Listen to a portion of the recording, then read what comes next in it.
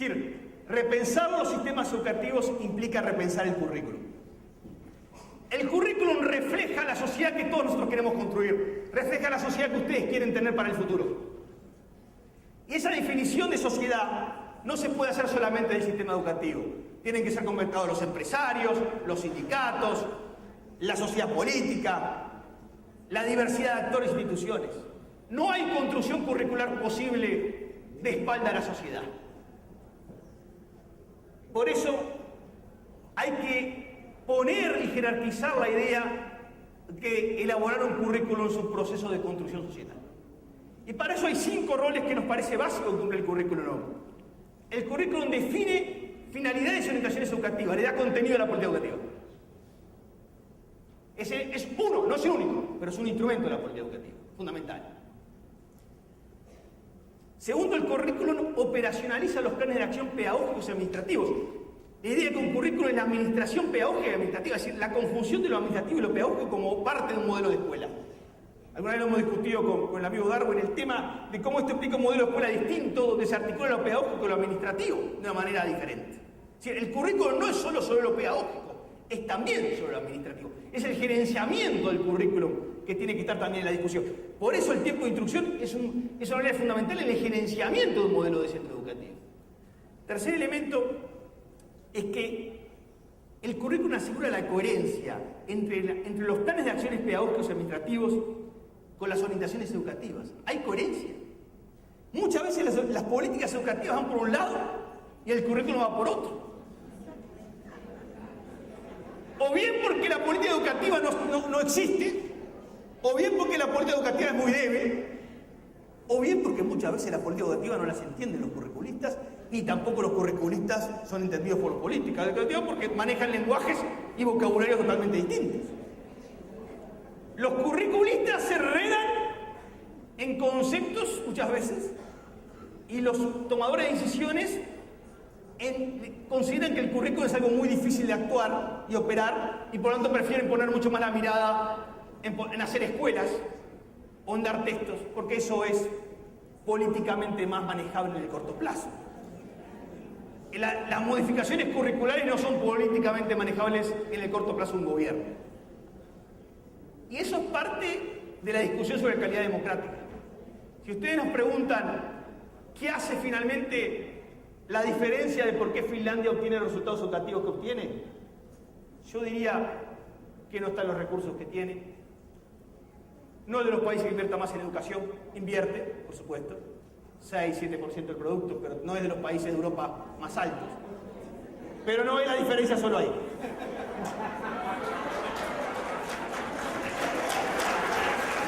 Es importante, pero no es la única. Invierte en condiciones. Yo sé que usted tiene la discusión en Dominicana, no soy ajeno que tiene la discusión instalada. Pero quiero decir que lo que hace la diferencia, digo, los recursos hacen las condiciones, sin lugar a dudas. Claro, pero lo que sí, exactamente, pero lo que creo que lo que hay que tener muy en cuenta es que lo que hace la diferencia en Finlandia es la calidad de democracia. Calidad de democracia se refiere a calidad de democracia se refiere a que hay un concepto democrático donde el poder local es parte de una construcción democrática. Entonces, lo que hacen los ministerios definen los grandes lineamientos curriculares, los grandes marcos. Las unidades locales son responsables del currículum. El director de un centro educativo lo va a comentar a nuestro colega director, seguramente con mucha propiedad, hoy de tarde y mañana, en su conferencia, la experiencia de él en Estados Unidos. En Finlandia, un director de centro educativo decide a quién contratar y cómo contratarlo.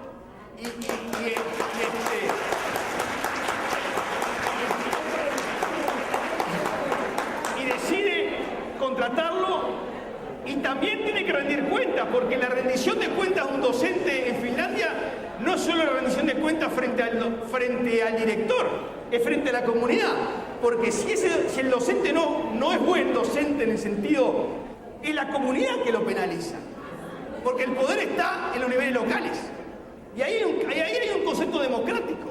Construcción democrática local implica poder y empoderamiento para tomar las decisiones. Entonces, eso es funcionamiento democrático. Eso no es otra cosa que eso. Que por supuesto eso con recursos es mucho más fácil, por supuesto que lo es. Pero no hagamos de la discusión de la reforma educativa solamente la discusión de los recursos. Porque América Latina, permítanme decirles una cosa respecto a América Latina. En los últimos 10, 15 años, como ustedes saben, en América Latina ha habido importantes cambios políticos. Y ha habido importantes cambios políticos de gobiernos que han puesto mucho más el acento o han intentado poner mucho más el acento en la idea de la educación como derecho, en la idea de la educación como bien público. En Centroamérica, en América del Sur, en la región andina, en todos lados. Esa mayor preocupación por la educación como bien público, quizá la excepción sea Chile, porque Chile ya venía de definiciones muy fuertes construidas de hace 20, 25 años. Si uno tiene calidad democrática, Chile es un buen ejemplo de calidad democrática en la construcción de coaliciones que le dieron sustentabilidad a las propuestas. Creo que Sergio lo mostraba, ¿no? Es decir, el hecho que las escuelas de tiempo, que la jornada de extensión no ha sido modificada por gobiernos de diferentes turnos, muestra calidad democrática. Eso es calidad democrática. O es un indicador de calidad democrática. Pero vuelvo a lo que le estaba diciendo, que es, en América Latina, los gobiernos ponen mucho más énfasis en esta idea de la educación como bien público, como derecho. Últimos 10 años ha habido como una especie de fuerza esta idea, como también del rol del Estado, en fin. Y ha habido en los países mayor voluntad política y parlamentaria para destinar más recursos a la educación. Podemos decir el caso de Argentina, el Uruguay, el Cono Sur y otros. Sin embargo,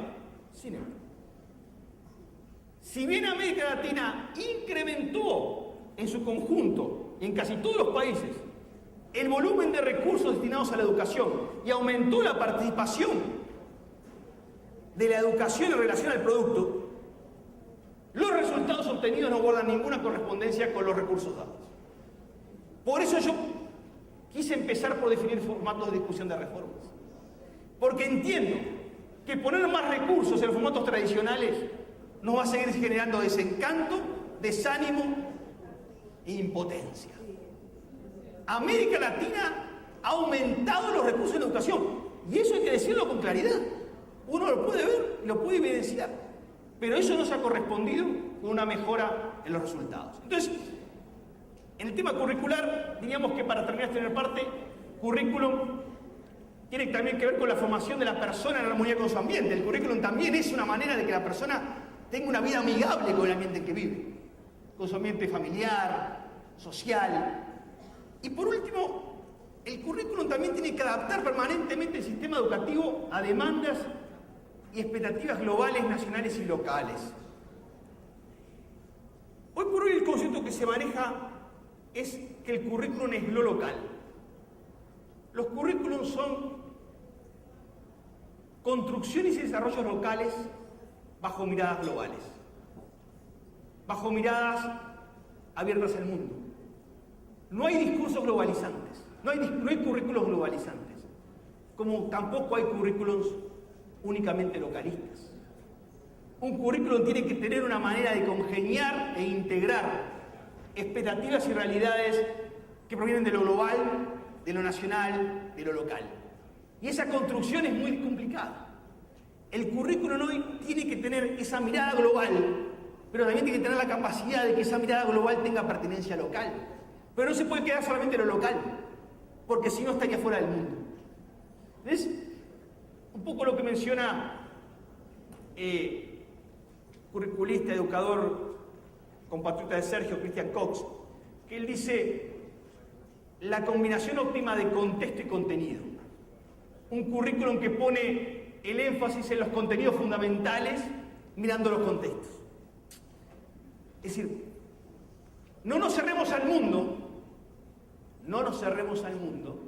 porque debemos seguir siendo parte del mundo. Pero tengamos la capacidad de darle a la especificidad local de las 18 regiones educativas de Dominicana capacidad de respuesta. Y eso implica una construcción curricular distinta a la que tradicionalmente hemos tenido. Entonces, una visión del currículum para sustentar este esquema, no voy a entrar en detalles, no se preocupen porque se los dejo en la transparencia, no, prometo no, porque pero decir 4 o 5 cosas Eso va a quedar en el material, que es una suerte de conceptualización curricular poniendo todos los conceptos juntos. Pero quiero decirle 2 o 3 cosas respecto a esto. Hoy hay como 4 o 5 características fundamentales o propiedades del currículo, que las vamos a tratar de simplemente mencionarlas. Se avanza hacia la idea de currículos unitarios. ¿Qué significa currículos unitarios?